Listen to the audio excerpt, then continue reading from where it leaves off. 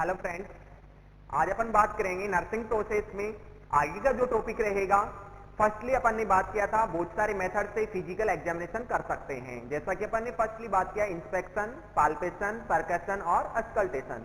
तो इंस्पेक्शन की अपन ने प्रीवियसली टॉपिक में बात की थी। नेक्स्ट अपन पढ़ने वाले हैं पाल्पेशन मेथड। तो पाल्पेशन मेथड क्या है और इसमें क्या क्या चेक कर सकते हैं। पाल्पेशन मेथड में अपन किसी भी पेशेंट की बॉडी ऑर्गन को, बॉडी स्किन को अपन डायरेक्ट टच करके, पाल्पेट करके उसका एग्जामिनेशन कर सकते हैं। फॉर एग्जांपल क्या क्या कर सकते हैं, सिंपली अपन बात करें तो पेशेंट के ऑर्गन की साइज शेप अपन देख सकते हैं। नेक्स्ट अपन वहां पे उसके बॉडी का टेम्परेचर असेस कर सकते हैं। फॉर एग्जांपल अपनी डोर्सल सरफेस ऑफ हैंड है, वहां से अपन बॉडी का टेम्परेचर चेक कर सकते हैं। नेक्स्ट अपन टिश्यू टर्गर चेक कर सकते हैं। फॉर एग्जांपल अपन बात करते हैं first indicator of dehydration, tissue turgor. तो डिहाइड्रेशन किसी पेशेंट को हो गया तो वहां पे टिश्यू टर्गर उसकी कम हो जाएगी, डिक्रीज हो जाएगी। नेक्स्ट अपन कैपिलरी रिफिलिंग टाइम चेक कर सकते हैं। नेक्स्ट अपन एलन टेस्ट कर सकते हैं। तो बहुत सारे यहाँ पे टेस्ट या एग्जामिनेशन कर सकते हैं। तो नेक्स्ट बात करके चलेंगे पाल्पेशन मेथड की। तो पाल्पेशन मेथड क्या है, direct touch to patient, directing touch to patient by the palm of hand and tip of finger, और palm से अपन डायरेक्टली, फॉर एग्जांपल अपन palm से चेक कर सकते हैं, फॉर एग्जांपल अपन टिप ऑफ फिंगर से चेक कर सकते हैं। ठीक है, तो ये रहेगा पाल्पेशन मेथड। नेक्स्ट इसमें एग्जांपल, फॉर एग्जांपल इसका एग्जामिनेशन कर सकते हैं। कौन कौन से एग्जामिनेशन कर सकते हैं, तो इसमें बात करके चलेंगे एग्जामिनेशन क्या कर सकते हैं। तो एग्जामिनेशन में फर्स्ट बात करके चलेंगे ऑर्गन की साइज शेप अपन चेक कर सकते हैं। तो फर्स्ट पॉइंट रहेगा to assess the size and shape of the organ, organ की साइज एंड शेप चेक कर सकते हैं। फॉर एग्जांपल यहां पे बात करके चलेंगे हाइपरट्रॉफी ऑफ, एग्जांपल की बात कर रहे हैं hypertrophy of liver. Hypertrophy of liver को अपन बोल के चलेंगे हिपेटोमेगैली, हिपेटोमेगैली। ठीक है, तो यदि किसी पेशेंट्स के लीवर का साइज बड़ा हो जाएगा, उसमें हाइपरट्रॉफी हो जाएगी। हाइपरट्रॉफी का मीन्स बोल सकते हैं increase size of the organ. तो यहां पे लीवर की साइज बढ़ जाएगी, इसको बोलेंगे hepatomegaly. Hepato related to liver और मेगैली रिलेटेड टू साइज का एनलार्जमेंट हो जाना। ओके, नेक्स्ट बात करके चलेंगे splenomegaly, hypertrophy of spleen, hypertrophy of spleen. तो स्प्लिन की हाइपरट्रॉफी होगी, इसको बोलेंगे स्प्लिनोमेगैली, स्प्लिनोमेगैली, स्प्लिनोमेगैली हो जाएगा। नेक्स्ट बात बोल सकते हैं hypertrophy of thyroid gland, hypertrophy of thyroid gland, thyroid gland. तो कोई भी ऑर्गन होगा, ये सिंपली अपन ने एग्जांपल की बात की है मोस्टली, बाकी इसमें बहुत सारे यहां पे एग्जांपल हो सकते हैं। कोई भी जो अपना बॉडी ऑर्गन है साइज शेप अपन पता लगा सकते हैं, किस मेथड से, पाल्पेशन मेथड से। ओके, नेक्स्ट बात करके चलेंगे अपन और क्या इससे चेक कर सकते हैं। तो और क्या चेक कर सकते हैं, एग्जामिनेशन कर सकते हैं। तो सिंपली बात करके चलेंगे पेशेंट्स की बॉडी का टेम्परेचर चेक कर सकते हैं। कैसे कर सकते हैं, अपनी डोर्सल सरफेस ऑफ हैंड है वो डायरेक्ट अप्लाई करेंगे और चेक कर सकते हैं। तो सेकेंड अपन to assess the body temperature of patient, patient के बॉडी का टेम्परेचर अपन असेसमेंट कर सकते हैं, चेक कर सकते हैं। तो ये सेकंड पॉइंट होता है। कैसे, फॉर एग्जांपल अपन बोल सकते हैं bye the help of dorsal surface of hand.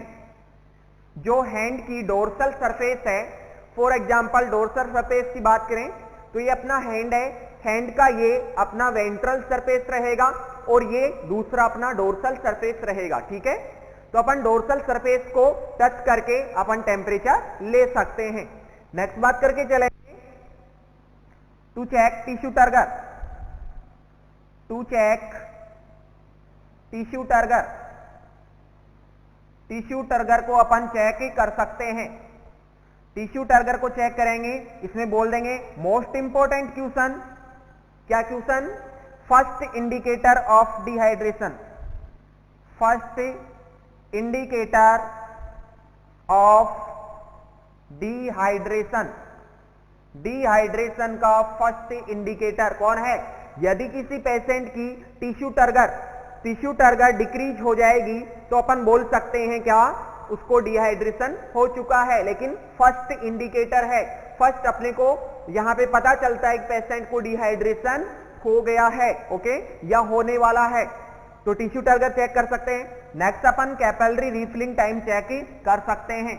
तो कैपिलरी रिफिलिंग टाइम किस पेशेंट में चेक करते हैं, जिसको डिहाइड्रेशन है या कोई ब्लड सर्कुलेशन से रिलेटेड कोई प्रॉब्लम है, तो उसमें भी क्या कर सकते हैं अपन, उसकी कैपिलरी रिफिलिंग टाइम को चेक कर सकते हैं, ठीक है। तो नेक्स्ट बात करके चलेंगे अपन capillary refilling time, capillary refilling time, capillary refilling time. Capillary refilling time क्या होता है, पहले समझते हैं क्या है कैपिलरी रिफिलिंग टाइम। तो कैपिलरी रिफिलिंग टाइम की बात करके चलेंगे। फॉर एग्जांपल ये जो अपना पेशेंट का फिंगर है, पेशेंट के फिंगर को अपन क्या करेंगे, कंप्रेस करेंगे। कंप्रेस करेंगे तो क्या होगा, यहां पे थोड़ी देर के लिए ब्लड गायब हो जाएगा, दूसरी साइड पे चला जाएगा कंप्रेस करने की वजह से। नेक्स्ट यहां पे व्हाइटनेस हो जाएगा, फिंगर व्हाइट कलर की हो जाएगी। देन इसको रिमूव करेंगे, जस्ट इसमें ब्लड का फीलिंग हो जाएगा, दोबारा से ब्लड यहां पे आ जाएगा। वो ब्लड कितनी देर में आ जाएगा, तो नॉर्मल रिफिलिंग टाइम कितना होता है, normal refilling time, normal time कितना होगा किसमें, अडल्ट में। अलग बात करके चलेंगे, मोस्ट इंपॉर्टेंट एग्जाम में पूछा गया है, अडल्ट में कितना होता है और चाइल्ड में कितना होता है, दोनों पे क्वेश्चन मार्क करेंगे क्योंकि दोनों एग्जाम में पूछे गए क्वेश्चन है। अडल्ट में लेस देन 3 सेकेंड होगा और बच्चों में लेस देन 2 सेकेंड होगा, ओके। ये दोनों क्वेश्चन अपने लिए बहुत ज्यादा इंपॉर्टेंट होने वाले हैं क्योंकि बार बार प्रीवियस एग्जाम में पूछे जाते हैं और पूछे गए क्वेश्चन हैं, ओके। नेक्स्ट बात करेंगे अपन एलन टेस्ट कर सकते हैं, एलन टेस्ट कर सकते हैं। एलन टेस्ट क्या है, Allen test perform before the ABG sample collection. जब अपन किसी पेशेंट का एबीजी सैंपल कलेक्शन करेंगे उससे पहले अपन एलन टेस्ट करके चलेंगे। एलन टेस्ट का मतलब होता है to check the adequacy of blood in the upper extremities, upper extremities या अपने हैंड्स में पूरी प्रॉपर यहां पे ब्लड सप्लाई की एडिक्वेसी को चेक करना है तो किससे कर सकते हैं, एलन टेस्ट से कर सकते हैं। एलन टेस्ट क्या है, एलन टेस्ट में अपन क्या करते हैं, कंप्रेस करते हैं अल्नर आर्टरी को। कौन सी आर्टरी को, अल्नर आर्टरी को अपन कंप्रेस करके चलते हैं। अल्नर आर्टरी को कंप्रेस करेंगे और देन इसको क्या करेंगे, मूवमेंट करवाएंगे, हाथ को क्लोज करेंगे, ओपन करेंगे, देन अपन वहां पे इसको रिमूव कर देंगे तो यहां पे ब्लड सर्कुलेशन का क्या हो जाएगा, फिलिंग हो जाएगा। दोबारा से उसको बोल के चलेंगे Allen test. Perform Allen test perform before ABG sample collection, sample collection. Before ABG sample collection अपन क्या करके चलते हैं, एलन टेस्ट। क्यों करते हैं, बिकॉज इसका रीजन क्या है, to check the adequacy of blood in hand या अपर एक्सट्रीमिटीज बोल सकते हैं, ठीक है। नॉर्मली इसके टाइम की बात करें तो एग्जाम में एलन टेस्ट बहुत ज्यादा इंपॉर्टेंट है। क्या, एलन टेस्ट में जब अपन कंप्रेस करते हैं अल्नर आर्टरी को, एलन टेस्ट में कंप्रेस करते हैं ulnar artery, ulnar artery, ulnar artery को कंप्रेस करके चलते हैं। तो ये भी क्वेश्चन इंपॉर्टेंट बनता है, कौन सी आर्टरी को कंप्रेस करके चलेंगे? अल्नर आर्टरी को कंप्रेस करके चलेंगे। लेकिन एबीजी जो सैंपल लेते हैं, एबीजी का जो ब्लड सैंपल लेते हैं, एबीजी का फुल फॉर्म होगा यहां पे आर्टेरियल ब्लड गैस एनालिसिस। इसका जो सैंपल लेते हैं वो रेडियल आर्टरी से लेंगे, लेकिन जो अपन एलन टेस्ट करते हैं वो अल्नर आर्टरी से करके चलेंगे। ओके, तो ये होता है एलन टेस्ट जो कि बिफोर एबीजी करके चलते हैं। इसका नॉर्मल टाइमिंग होता है 5 to 7 सेकेंड। यदि मोर देन 20 हो जाएगा तो एडिक्वेसी सही नहीं है, साइड को चेंज कर देंगे अपन। इसका normal timing 5 to 7 second, more than 20 हो जाएगा तो साइड को चेंज करेंगे। ओके, तो यही रहेगा पाल्पेशन मेथड। इसमें एक और बचा है कि यहां से अपन पल्स असेसमेंट भी कर सकते हैं। तो सभी को पता है पल्स असेसमेंट करते हैं तो अपन कंप्रेस करके ही करते हैं, पाल्पेशन मेथड से ही करते हैं। ठीक है, तो अपन यहां पे लिख सकते हैं कि पल्स असेसमेंट करने के लिए पाल्पेशन मेथड काम में लेते हैं। तो नेक्स्ट अपना पॉइंट रहेगा pulse assessment, pulse assessment, pulse assessment. Pulse assessment पे 3 फिंगर यहां पे अप्लाई करते हैं और अपन पल्स को चेक कर लेते हैं बाय द हेल्प ऑफ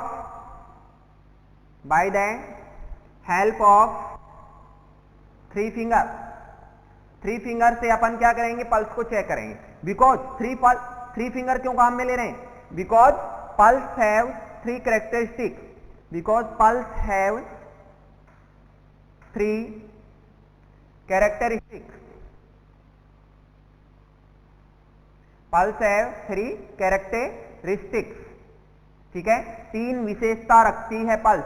कौन कौन सी? फर्स्ट बात करेंगे रेट, नेक्स्ट बात करने वाले हैं रिदम, और लास्ट अपन बात करेंगे वॉल्यूम। तो रेट में normal rate 72 beats per minute होगा, normal rhythm regularity of heart beat, regularity of heart beat, और वॉल्यूम में बात करेंगे अपन stroke volume. Stroke volume, stroke volume होता है 70 ml। ठीक है, ये यहां पे थोड़ी ज्यादा बात हो गई बट इंपॉर्टेंट है, एग्जाम में पूछे जाते हैं यहां से क्वेश्चन। तो अपन बात करके चलेंगे पल्स की कितनी विशेषता होंगी? 3 विशेषता होंगी, 3 कैरेक्टरिस्टिक होगी। First rate 72 beats per minute होगी, rhythm regularity of heart beat होगा, नेक्स्ट वॉल्यूम की बात करेंगे तो स्ट्रोक वॉल्यूम होगा। What is stroke volume? Stroke volume 1 contraction of heart, heart के एक कॉन्ट्रैक्शन में कितना ब्लड बाहर निकलता है, ब्लड को इजेक्ट करता अपना हार्ट एक कॉन्ट्रैक्शन में। जब एक कॉन्ट्रैक्शन होगा कितना ब्लड बाहर निकलेगा? 70 ml ब्लड बाहर निकलेगा, और 70 ml ब्लड को ही अपन बोल के चलेंगे क्या?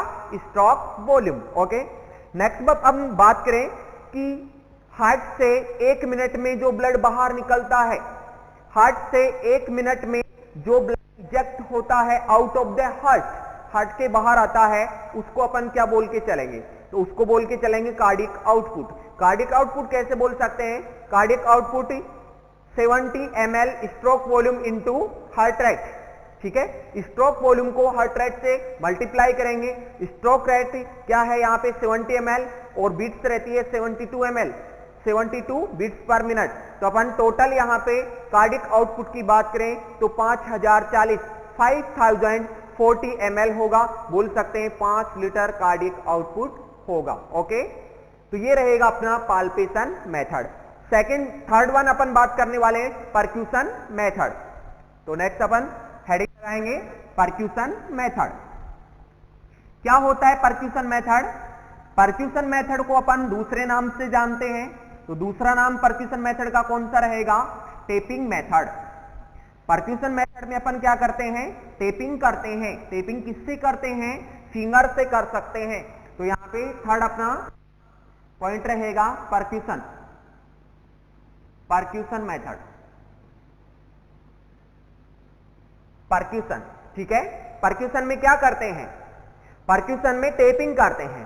टेपिंग अपन फिंगर से कर सकते हैं, टिप ऑफ फिंगर से कर सकते हैं। ठीक है, या फिर परक्यूशन हैमर से कर सकते हैं, ठीक है। तो अलग अलग टाइप से अपन परक्यूशन करके चल सकते हैं, ठीक है। तो यहां पे अपन करेंगे to create artificial vibration, to create artificial vibration in patient's body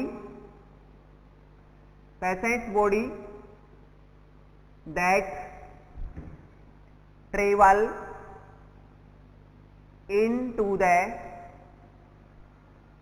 patient's whole body,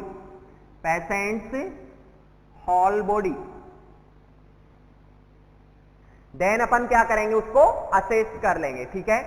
दोबारा से समझना होगा क्या, अपन आर्टिफिशियल वाइब्रेशन प्रोड्यूस करेंगे, टेपिंग करेंगे तो आर्टिफिशियल वाइब्रेशन होगा और वो पूरी बॉडी में कंपन करेगा, वाइब्रेशन करेगा और अपन उसको असेस करेंगे, assess by the nurse, then assess by the nurse, ये अपन मेथड परफॉर्म करेंगे, परक्यूशन मेथड, जिसको अपन दूसरे नाम से जानते हैं tapping method, TAPING, tapping method का मतलब है टेप करना, ठीक है। नेक्स्ट अपन बोल सकते हैं इसका पर्पज क्या है। परकशन मेथड तो है, लेकिन इस परकशन मेथड का पर्पज क्या है, उद्देश्य क्या है, पर्पज तो क्या है। परकशन मेथड से अपन किसी भी ऑर्गन का अपन पता लगा सकते हैं कि ऑर्गन की कंडीशन कैसी है, to assess the condition of organ, to assess the condition of organ, body organ है उसकी कंडीशन का पता लगा सकते हैं। नेक्स्ट बोल सकते हैं to assess the tumour growth, जो भी अपनी बॉडी में ट्यूमर ग्रोथ होती है उसको अपन असेस कर सकते हैं। देन सबसे इंपॉर्टेंट क्वेश्चन अपना एग्जाम के पॉइंट ऑफ व्यू से क्या रहेगा, to assess the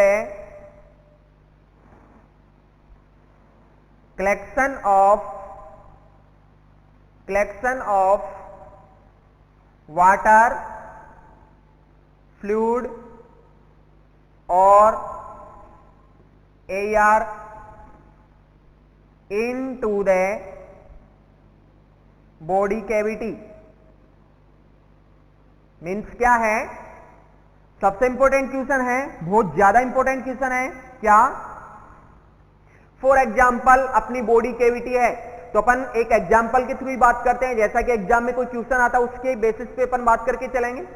for example अपनी बॉडी में 4 कैविटीज होती हैं, 4 कैविटीज कौन कौन सी होंगी, first one cranial cavity, second one is thoracic cavity, third one is peritoneal cavity और fourth one is pelvic cavity. सबसे largest cavity of the body की सबसे लार्जेस्ट कैविटी कौन सी होगी, पेरिटोनियल कैविटी, या पेरिटोनियल कैविटी को अपन एब्डोमिनल कैविटी बोल सकते हैं। ओके, तो एब्डोमिनल कैविटी या पेरिटोनियल कैविटी में फ्लूइड का कलेक्शन हो गया, एयर का कलेक्शन हो गया, वाटर का कलेक्शन हो गया, ब्लड का कलेक्शन हो गया, सिरस फ्लूइड का कलेक्शन हो गया। एनीवे कोई भी यहां पे कलेक्शन होगा तो अपन कैविटी में उसको असेस करेंगे, कौन से मेथड से करेंगे, टेपिंग मेथड से करके चलेंगे। ओके, तो यहां पे यही लिखा अपन ने, to assess the collection of water fluid और air into the body cavity. Body cavity में वाटर का, फ्लूइड का, एयर का कलेक्शन हो गया तो टेपिंग करके अपन पता लगा सकते हैं। ओके, नेक्स्ट बात करके चलेंगे अपन बॉडी के साउंड्स की। जो टेपिंग मेथड करते हैं उसमें साउंड कौन कौन से आएंगे, कैसे कैसे साउंड अपने को मिल सकते हैं। तो कैसे कैसे साउंड मिल सकते हैं, नॉर्मली अपन बात करके चलेंगे नॉर्मल और अबनॉर्मल साउंड की। ठीक है, तो परकशन मेथड में कौन कौन से साउंड अपने को मिल सकते हैं। फर्स्टली अपन बात करके चलेंगे normal lung sound. Normal lungs का साउंड कौन सा होगा, बात करके चलेंगे रेजोनेंस साउंड। रेजोनेंस साउंड ये तो हो गया नॉर्मली लंग्स का साउंड। नेक्स्ट बात करके चलेंगे, for example fluid collection in pleural cavity. Fluid collection in pleural cavity, pleural cavity के अंदर फ्लूइड कलेक्शन हो गया। फॉर एग्जाम्पल बात करके चलें अपन, जो अपना लंग्स है, लंग्स के चारों ओर लेयर होती है, कवरिंग होती है, पैराइटल और विस्ट्रल लेयर होती है, बीच में एक स्पेस होता है, उसका नाम है प्लूरल कैविटी या प्लूरल स्पेस। प्लूरल स्पेस में क्या होता है, प्लूरल फ्लूइड भरा हुआ होता है, लेकिन एक्सेसिव अमाउंट में वो कलेक्शन हो जाएगा तो अपन बोल के चलेंगे प्लूरल कैविटी में ज्यादा फ्लूइड का कलेक्शन हो गया। तो यहां पे रेजोनेंस साउंड नहीं आके लो रेजोनेंस, लो रेजोनेंस या फिर बोल सकते हैं very low pitch sound, very low pitch sound. ठीक है, ये रहेगा इसका अबनॉर्मलिटी के बाद। नेक्स्ट अपन ने बात किया normal lung sound. Normal lung sound resonance में तो रेजोनेंस साउंड रहेगा, लेकिन अपन बात करें पिच में तो पिच रहेगी low pitch sound, low pitch sound. जो अपने लंग्स का साउंड है वो कौन सा साउंड रहेगा, लो पिच साउंड। ठीक है, लो पिच साउंड रहेगा। नेक्स्ट बात करके चलेंगे, अपने हार्ट का जो साउंड होता है वो कौन सा होता है, वो हाई पिच साउंड होता है। ठीक है, इनकी सभी की बात करके चलेंगे तो लंग्स में रेजोनेंस साउंड होता है। नेक्स्ट बात करें अपन, हाँ, यदि अपन कोई टिम्पेनिक साउंड की बात करें, tympanic sound, tympanic sound, tympanic sound में बात कर सकते हैं हॉलो मस्कुलर ऑर्गन, और वो भी कौन सा रहेगा, एम्पटी। फॉर एग्जाम्पल समझते हैं, यदि अपना होलो मस्कुलर ऑर्गन रहेगा, होलो मस्कुलर ऑर्गन के एग्जाम्पल क्या क्या हो सकते हैं, स्टोमक हो सकता है, यूरिनरी ब्लेडर हो सकता है, मोस्टली अपन इनकी बात करके चलेंगे।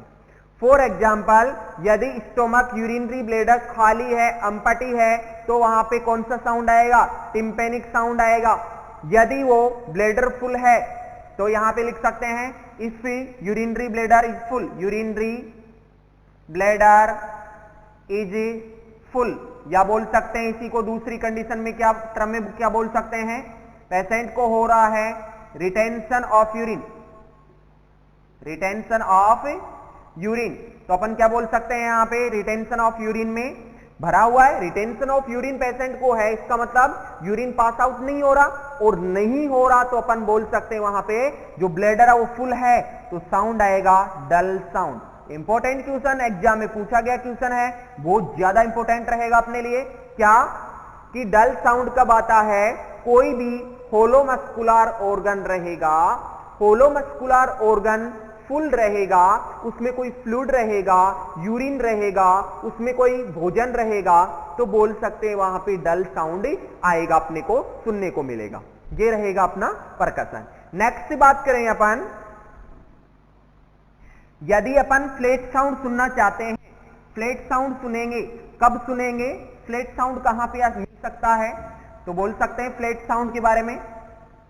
तो नॉर्मली फ्लैट साउंड कहां पे मिलेगा, मसल और कोई बोन पे अपन परकशन करेंगे तो अपने को फ्लैट साउंड सुनने को मिलेगा। तो अपन बोल सकते हैं मसल एंड बोन, यदि अपन परकशन कर रहे हैं मसल्स एंड बोन, अपनी मसल्स है, फॉर एग्जाम्पल अपनी मसल्स अपनी बोन है, तो यहां पे परकशन करेंगे तो कौन सा साउंड आएगा, फ्लैट साउंड आएगा। तो बोल सकते हैं flat sound, flat sound important है ये भी, फ्लैट साउंड। ठीक है, तो बहुत ज्यादा इंपॉर्टेंट होने वाला अपना टॉपिक नर्सिंग प्रोसेस।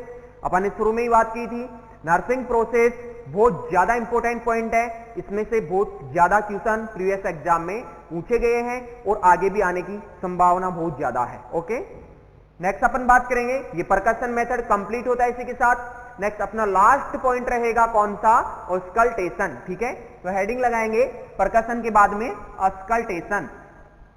ऑस्कल्टेशन में अपन क्या बात कर सकते हैं, अस्कल्टेशन जो भी नॉर्मल बॉडी के साउंड अपने उनको अपन स्टेथोस्कोप की सहायता से सुनते हैं, उसको अपन क्या बोल के चलेंगे? अस्कल्टेशन बोल के चलेंगे। फोर्थ पॉइंट रहेगा अस्कल्टेशन। अस्कल्टेशन, अस्कल्टेशन क्या है?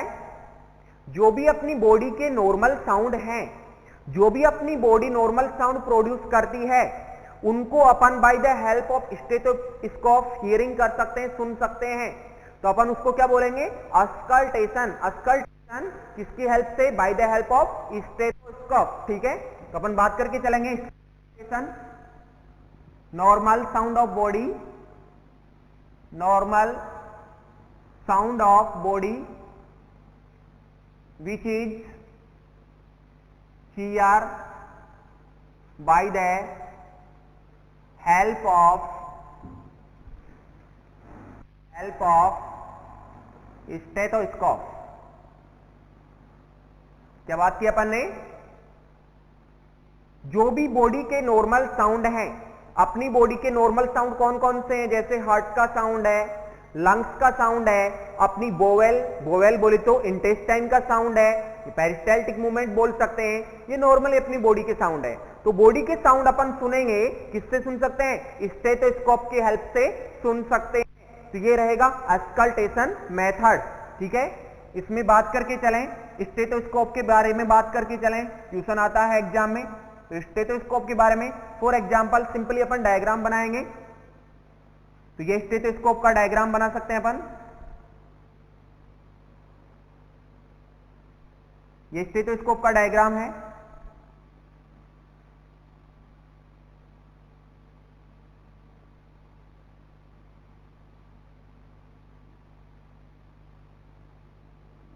ठीक है, ये स्टेथोस्कोप का सिंपली अपन ने डायग्राम बनाया। ओके, नेक्स्ट इसके नेम इंडिकेट करें।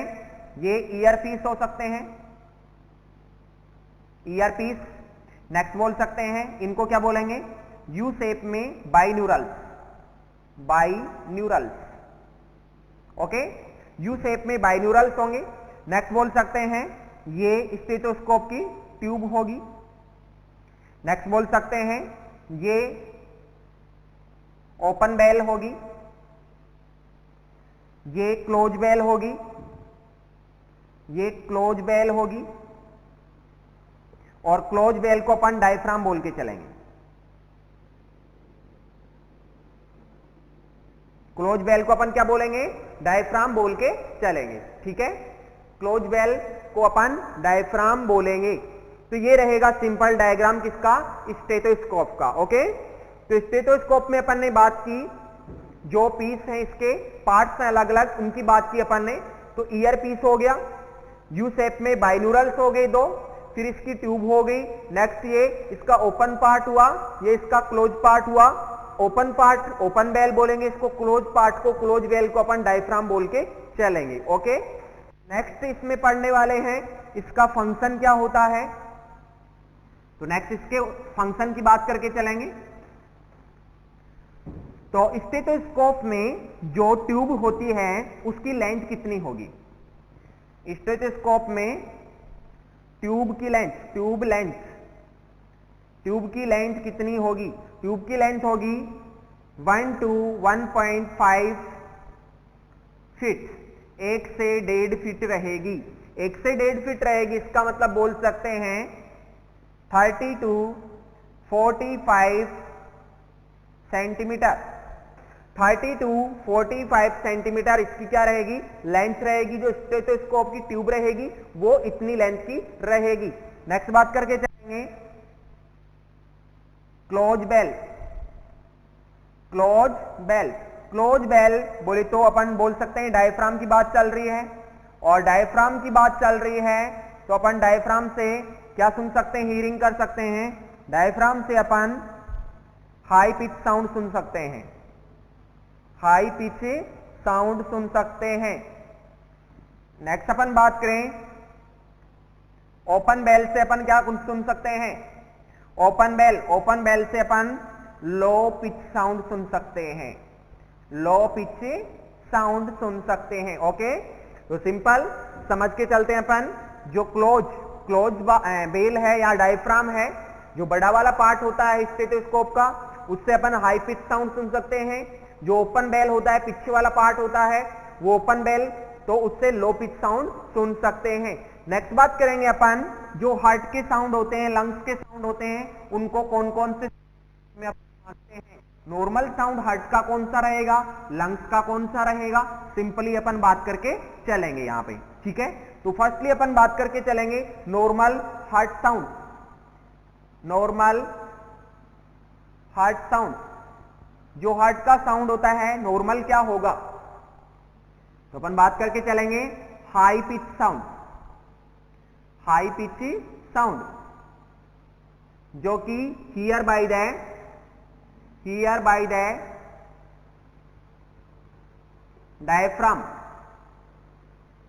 डायफ्राम से सुन सकते हैं, ठीक है, हियर बाय द डायफ्राम।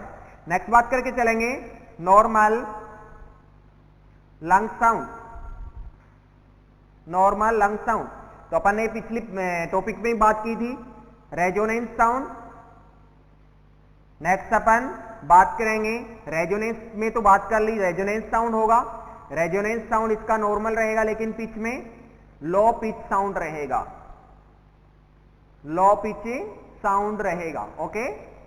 तो सिंपली अपन बात करके चलेंगे, अपने हार्ट का नॉर्मल साउंड होता है हाई पिच साउंड होता है। नेक्स्ट बात करके चलेंगे, अपने हार्ट का इस लंग्स का साउंड होता है वो लो पिच साउंड या रेजोनेंस साउंड होगा।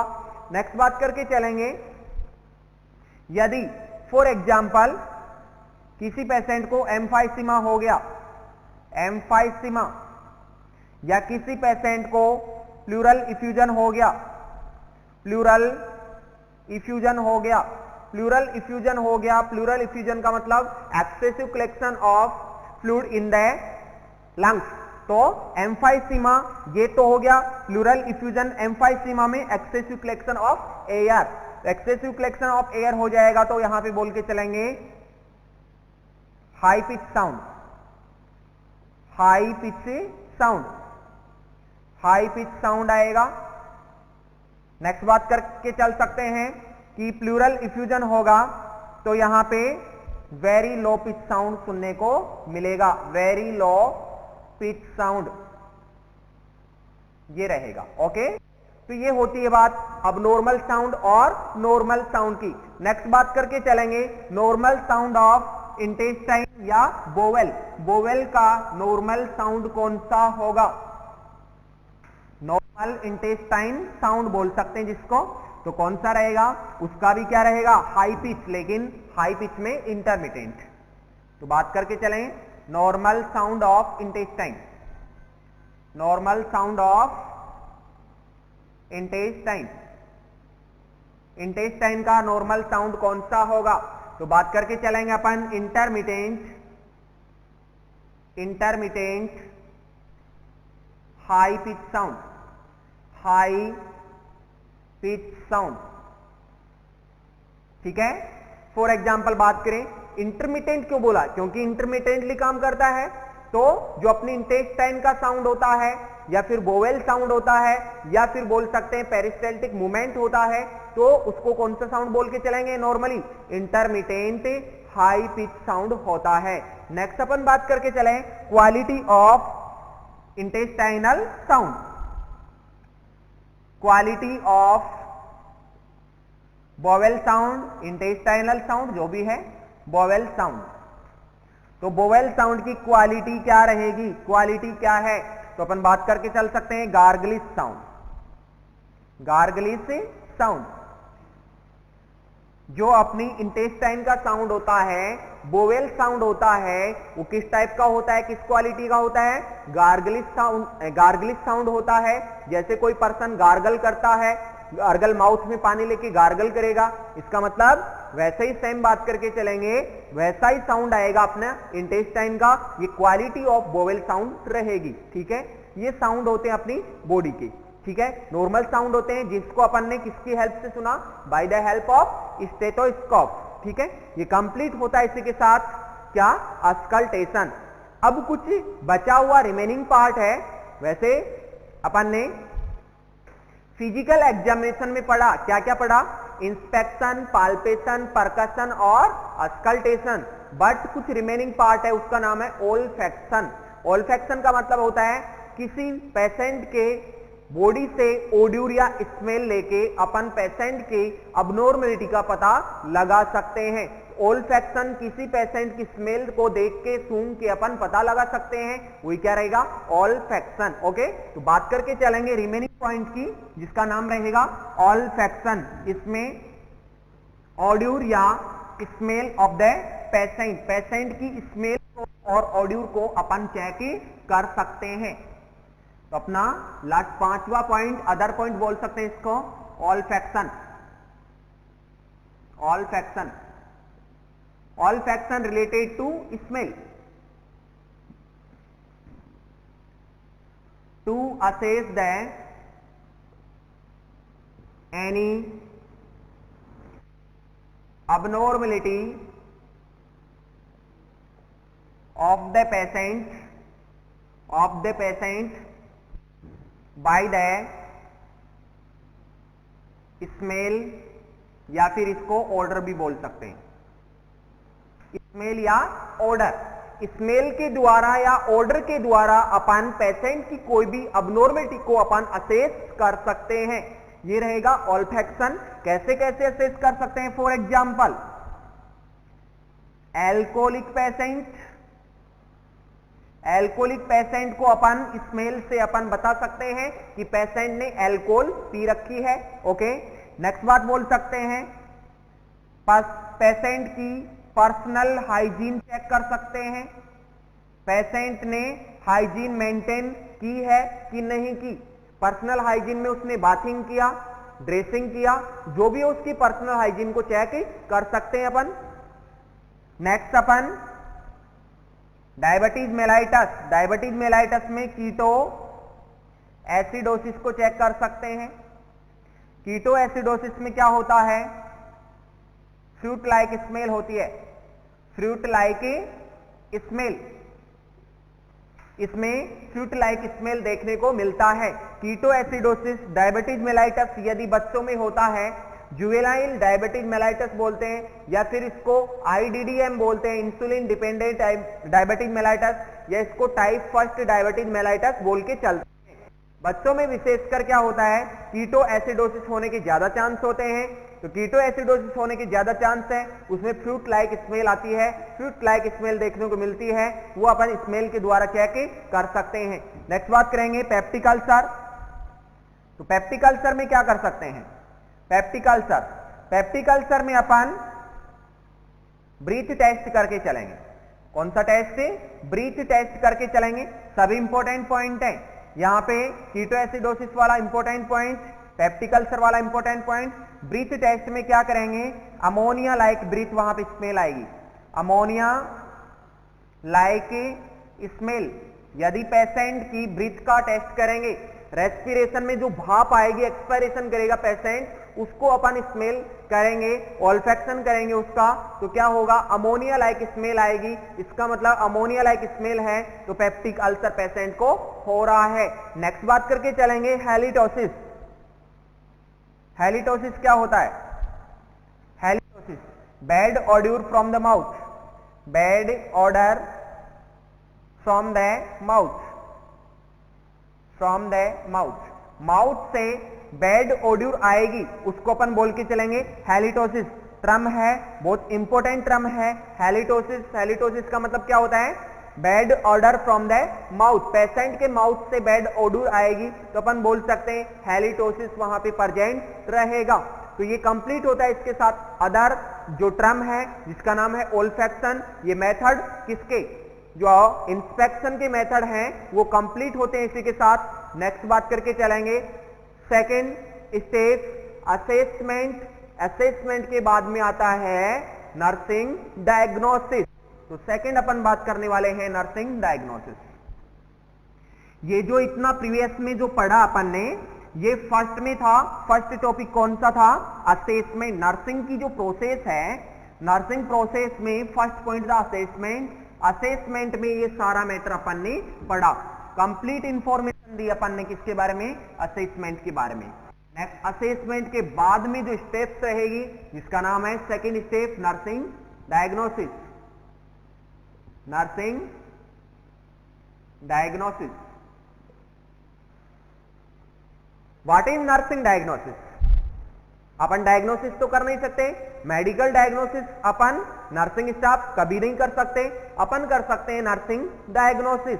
तो नर्सिंग डायग्नोसिस कैसे कैसे कर सकते हैं? नर्सिंग डायग्नोसिस जो भी अपने पास असेसमेंट टेक्निक में स्टेप्स में जो भी डाटा अपन ने कलेक्ट किए, जो कलेक्टेड डाटा हैं उनका एनालिसिस करना और इंटरप्रिटेशन करना और एक्चुअल जो प्रॉब्लम है उसको फाइंड आउट करना, यही रहेगा नर्सिंग डायग्नोसिस। ठीक है, नर्सिंग डायग्नोसिस में अपन सेट करते हैं गोल और अपना जो टारगेट होता है वो सेट करके चलते हैं। तो बात करके चलते हैं नर्सिंग डायग्नोसिस में।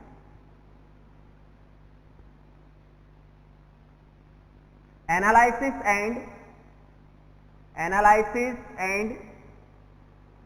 Interpretation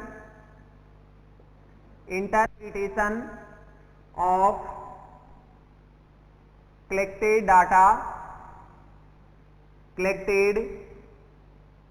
data and find out the actual problem of the patient, actual problem of the patient। Patient की एक्चुअल प्रॉब्लम को अपन फाइंड आउट करके चलेंगे। ठीक है, ये रहेगा नर्सिंग डायग्नोसिस। ओके, नेक्स्ट बात करने वाले हैं नर्सिंग डायग्नोसिस में ही सेट करते हैं गोल और अपना टारगेट। सेट द गोल और टारगेट। अपन गोल और टारगेट जो सेट करते हैं वो भी किस फेज में करते हैं? नर्सिंग डायग्नोसिस फेज में ही करते हैं। कैसे करेंगे? फॉर एग्जांपल, अपने पास में पेशेंट आता है, उसका असेसमेंट करते हैं, असेसमेंट करके उसके नर्सिंग डायग्नोसिस किया और नर्सिंग डायग्नोसिस करने से कंफर्म हो जाएगा कि इसको एक्चुअल प्रॉब्लम ये है। तो उस एक्चुअल प्रॉब्लम के बेसिस पे अपन क्या करने वाले हैं? उसका गोल और टारगेट सेट करने वाले हैं कि पेशेंट को ये प्रॉब्लम है तो अपन ये इसका ट्रीटमेंट मैनेजमेंट करके चलेंगे। तो नेक्स्ट उसकी प्लानिंग बनाएंगे अपन। ठीक है, तो नेक्स्ट अपना स्टेप रहेगा प्लानिंग। ओके, तो नेक्स्ट थर्ड पॉइंट रहेगा प्लानिंग। तो प्लानिंग कैसे कर सकते हैं? According to need of patient. Patient की नीड क्या है, पेशेंट को प्रॉब्लम कौन सी ज्यादा है, तो नीड के अकॉर्डिंग अपन प्लानिंग बना के चलेंगे। तो थर्ड अपना पॉइंट रहेगा प्लानिंग। जब कंफर्म अपने को प्रॉब्लम का पता चल गया तो अपन प्लानिंग बनाएंगे उसको ठीक करने की। तो प्लानिंग कैसे बना सकते हैं, क्या क्या प्लानिंग बना सकते हैं? तो अपन बोल सकते हैं writing plan according to patient's need.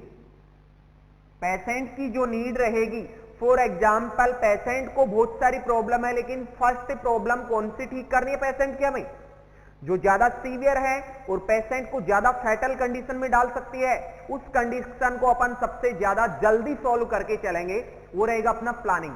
तो रिटर्न में लिख देंगे पेशेंट को ये करना है। ओके, तो फैटल कंडीशन वाली प्लानिंग को अपन फर्स्ट अपन प्लान करके चलेंगे। नेक्स्ट बोल सकते हैं writing plan according to patient's need. Patient's need follow Maslow hierarchy. Follow Maslow hierarchy. जो मास्लो हायरार्की थ्योरी है, जो मास्लो हायरार्की थ्योरी अपन ने पढ़ी, मास्लो हायरार्की थ्योरी को अपन को फॉलो करना है। वो क्या कहती है? सबसे फर्स्ट पेशेंट को सेफ्टी एंड सिक्योरिटी होती है, तो नीड होती है, नीड के अकॉर्डिंग वो ही अपन फॉलो करके यहां पे चलेंगे। ठीक है, नेक्स्ट बात करके चलेंगे जो प्लानिंग होती है, एक तो टेम्परेरी प्लानिंग होती है, शॉर्ट टर्म प्लानिंग, एक होगी लॉन्ग टर्म प्लानिंग। तो सेकंड यहां पे बात कर सकते हैं लॉन्ग टर्म प्लानिंग। ये दो प्लानिंग रहेंगी यहां पे अपने पास में, शॉर्ट टर्म प्लानिंग और लॉन्ग टर्म प्लानिंग। इसमें अपन शॉर्ट टर्म प्लानिंग में पेशेंट को अपन शॉर्ट टाइम के लिए टेम्पररी रिलीफ दे सकते हैं, यहां पे पेशेंट को लॉन्ग टर्म प्लानिंग में लॉन्ग टर्म रिलीफ दे सकते हैं पेशेंट को। ओके, तो अपन बात करके चलेंगे to relieve the patient to patient temporarily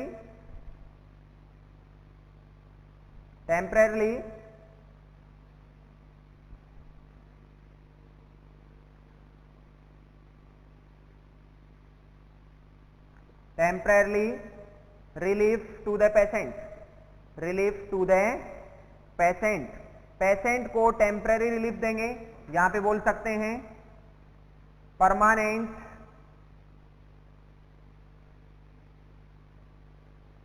permanent relief to the patient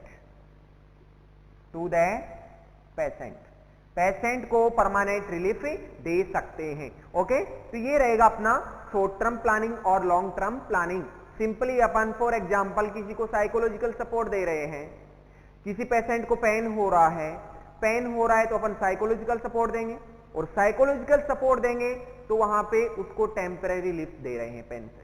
लेकिन जो एक्यूरेट या परमानेंट रिलीफ देना है तो अपन उसको क्या दे सकते हैं, एनाल्जेसिक्स मेडिकेशन, ड्रग एडमिनिस्ट्रेशन कर सकते हैं, मेडिसिन दे सकते हैं। ये रहेगा प्लानिंग। नेक्स्ट प्लानिंग के बाद में आएगा फॉर एग्जांपल पेशेंट को अपन असेस कर रहे हैं, डायग्नोसिस कर रहे हैं, डायग्नोसिस करने के बाद में अपन ने प्लान कर लिया कि पेशेंट को ये इंटरवेंशन करना है, ये अपन ने रिटन प्लान कर लिया, अपन ने लिखित में जो प्लान कर लिया, तो उसको क्या करना है, उसको अपने को इंप्लीमेंट करके चलना है। तो यहां पे फोर्थ वन पॉइंट अपन बात कर सकते हैं इंप्लीमेंटेशन।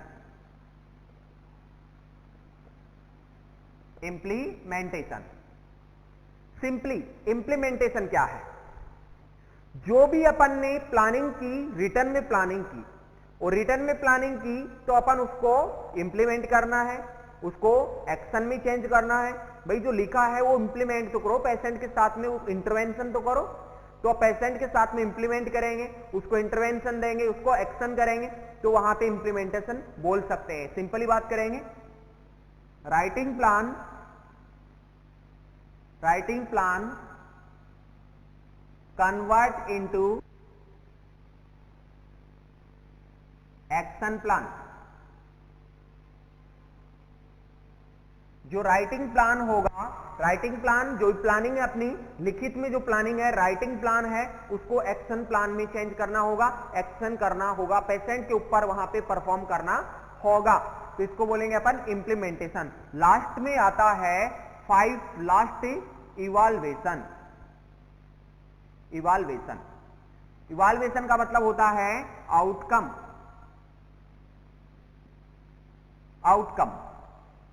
ठीक है, तो इवाल्वेशन या आउटकम, पेशेंट को सभी ट्रीटमेंट दिया, अपन ने प्लानिंग की, असेसमेंट किया, इंप्लीमेंट कर दिया, पेशेंट को ट्रीटमेंट दे दिया, तो ट्रीटमेंट दे दिया तो पेशेंट का आउटकम तो आना बहुत जरूरी है।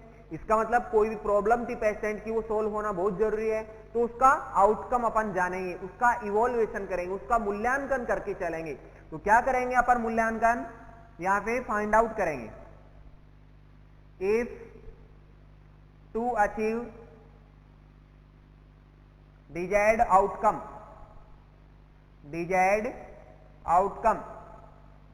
देन क्या करेंगे, terminate the procedure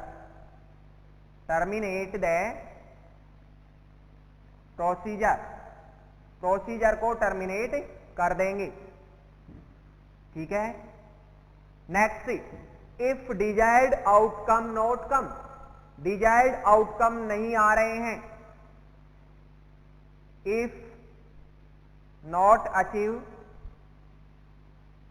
achieve desired outcome, then क्या करेंगे, रीप्लान करेंगे। रीप्लान का मतलब होगा दोबारा से अपन किस पे चले जाएंगे, असेसमेंट पे चले जाएंगे,